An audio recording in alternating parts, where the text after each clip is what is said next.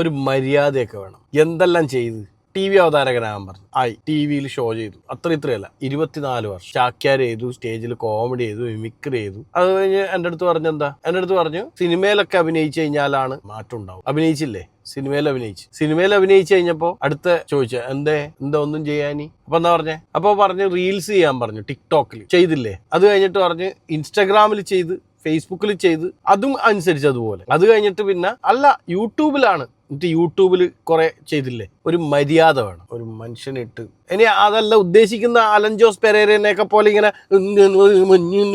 ഇങ്ങനെയാണോ? അതോ അസഭ്യവർഷം ഇല്ലാത്തതാണോ? തെറി പറയുന്നില്ല, ഒരാളെയും ശല്യം ചെയ്യുന്നില്ല, ഇതൊക്കെയാണോ പ്രശ്നം? അല്ല, അങ്ങനെ എന്തെങ്കിലും ഉണ്ടോ? ഇനി അടുത്ത പറഞ്ഞോ, കുഴപ്പമില്ല, ഞാൻ ഇപ്പൊ വെയിറ്റ് ചെയ്യാണല്ലോ. ഇനിയിപ്പോ അടുത്ത പറയുന്നത് കേൾക്കാൻ വെയിറ്റ് ചെയ്യാണല്ലോ. നിങ്ങൾ രണ്ടാളടുത്തും കൂടിയാ പറയുന്നത്. നിങ്ങളടുത്ത് ഒരാളടുത്തല്ല, രണ്ടാളടുത്തും കാലങ്ങളായിട്ട് പറഞ്ഞുകൊണ്ടിരിക്കുകയല്ലേ. എത്ര കാലമായി ഇത് തുടങ്ങിയിട്ട്? വ്യൂസ് ഇല്ല, മൈൻഡ് ചെയ്യില്ല.